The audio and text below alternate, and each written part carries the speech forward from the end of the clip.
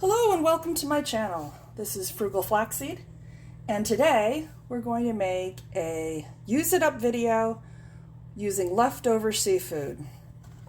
We had the kids back for holiday, and so we had extra mouths in town, and we bought the Costco salmon. The appetites have gone down, so we've got leftover salmon, and then the Costco, this one is cod.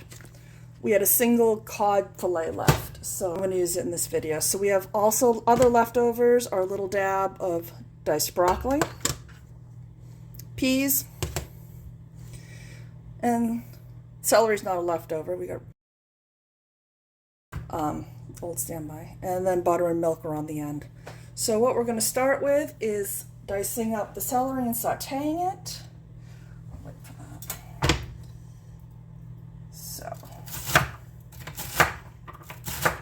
So estimating how much we're going to have, 1, 2, 3, 4, 5, 6. 6 to 8 servings, maybe 8 to 10, because this is going to be a soup, not a casserole. I was originally going to do a seafood casserole, but I think we're going to do a seafood chowder instead. So 8 to 10 servings is going to be about 2 quarts, 2.5 quarts, somewhere in there. So if I'm imagining 2.5 quarts, I'm imagining how much celery we're going to need for that. So I think about a cup of celery will be good. I'll make it a little bit smaller.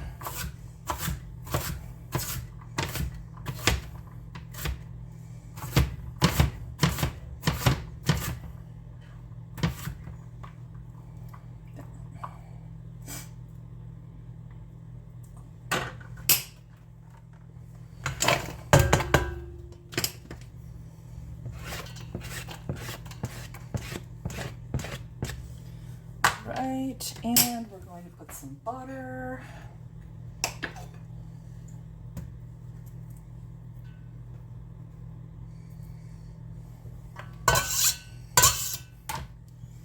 And I'm just going to start on a single burner in the middle at the moment. We'll go up to a double burner later. And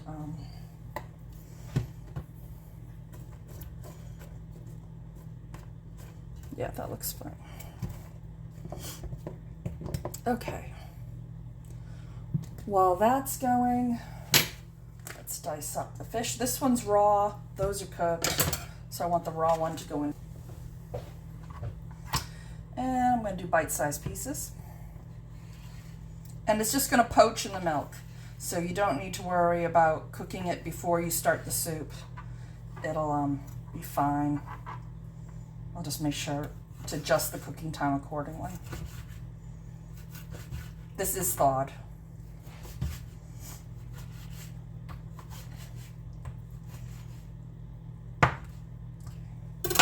You can see okay.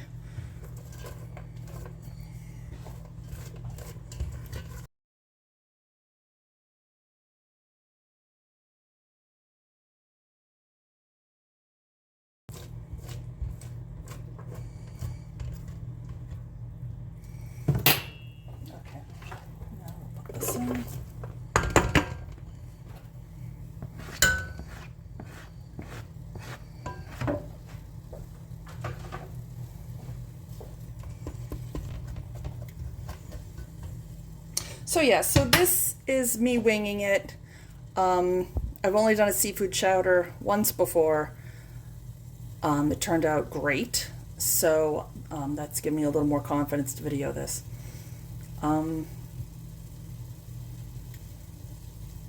But yeah, I've only done this once before.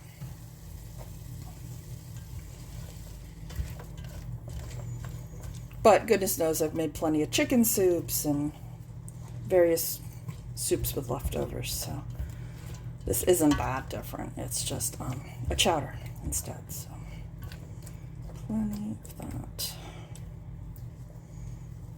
Just making sure all the cubes are separate and keeping things moving.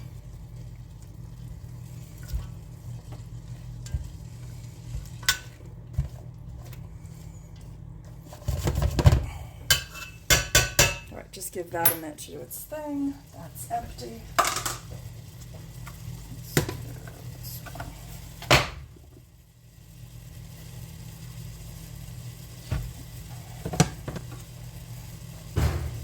And again, we want bite-sized pieces.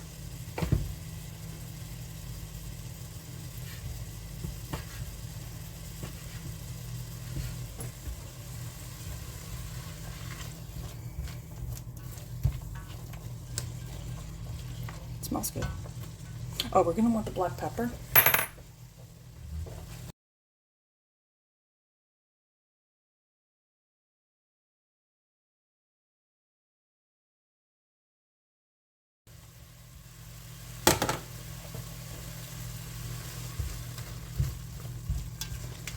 That smells good. All right, the fish is coming along. It's about half cooked at this point.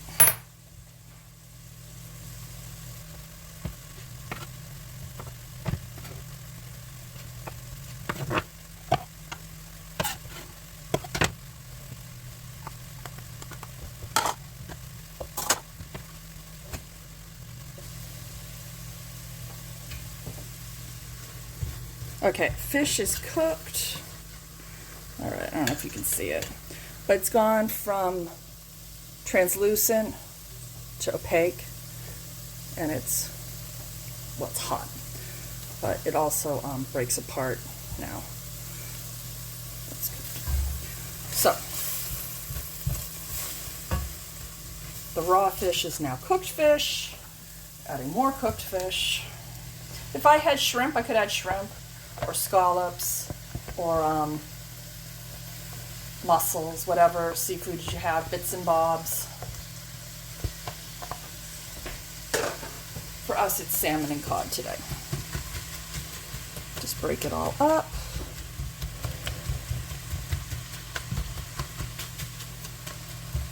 And I think I am going to add the peas now.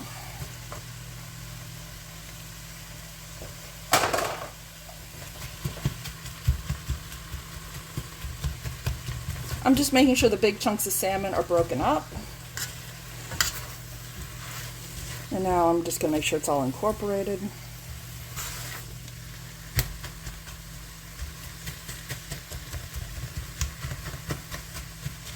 I could add onion. I'm not going to. One of the kids has trouble with it. But there's some skin. Check that out. I could leave it in, but I'm not going to.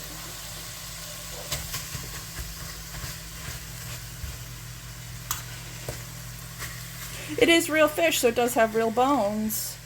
And if you see any, just take them out.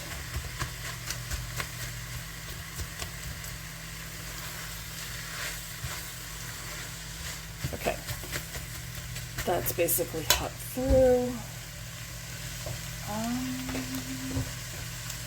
Let's add a little bit more butter.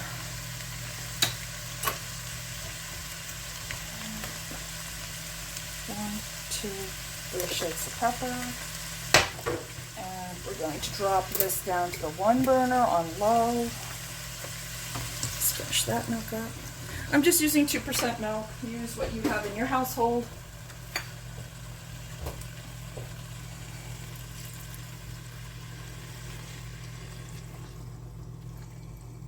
Oh, right, and then I wanted to thicken it. Put in the cold milk. Wait, I'll top that up in a minute. And I have tapioca powder. Some places call it tapioca flour. Some people call it tapioca starch. Tapioca powder. The name changes a bit. The point is it's pure tapioca. And it looks something like cornstarch. Can you see that? Cornstarch-ish look. And I substitute it anywhere I would normally use cornstarch, so as a thickener for this in this case. So, I don't know if you can see, but I had a juice glass with milk in the bottom, or your cold liquid, a couple tablespoons of the tapioca. Stir it until it gets a nice slurry, smooth.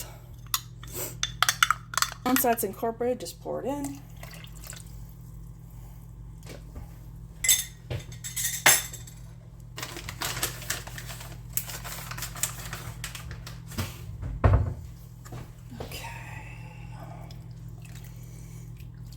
Good. That's a little too concentrated. I want more liquid.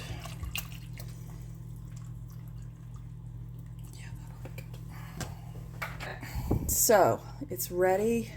Well, it's not ready. It's ready to simmer. So it can all come up to a nice even temperature.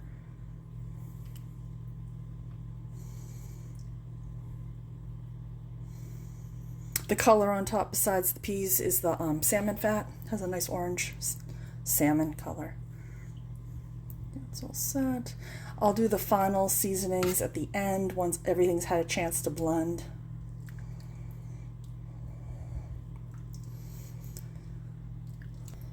All right, this is going to simmer for a bit and I'll come back.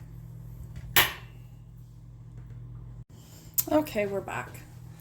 So I accidentally turned the heat too low, so when I went to check on it, the butter hadn't even melted much. So that was too low, so correct that accordingly if you were writing this down. I've now bumped it up to dual burner 75%. And the thing is, you need it to get warm enough so that the tapioca kicks in and thickens it, but you don't want it to boil because it's milk. So let's check that. We're getting there. Okay, I did add a little salt off screen. We'll add a little bit more. It has enough pepper. I really want to just keep that simple. So we're going to just keep that simple.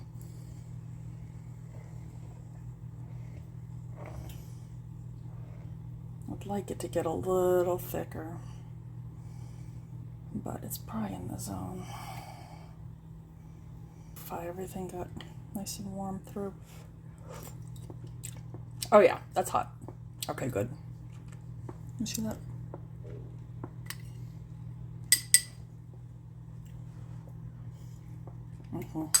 Yeah, that'll be fine. Okay. Okay.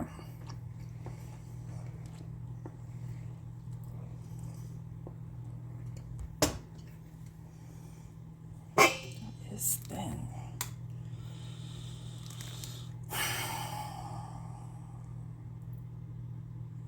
But I think everyone's hungry for dinner. I did want that to get thicker.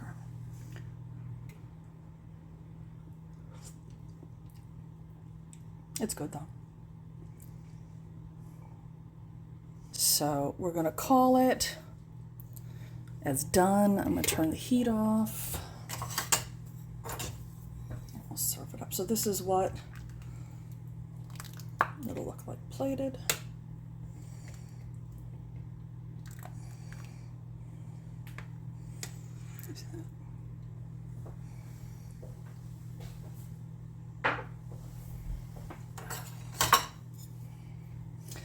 I can plate that off screen. So let me do one little sample. That has a little of everything. All right, a little of everything.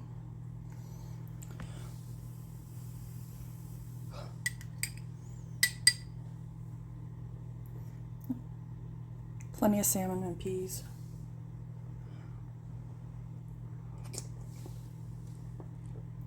Good and hot now.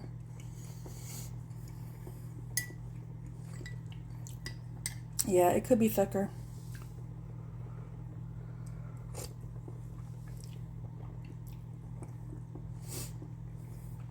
But everything's hot through. There's just enough pepper.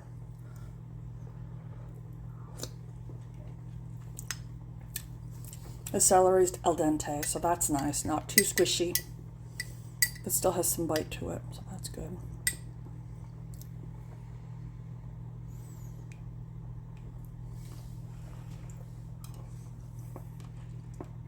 Yeah, that's a win.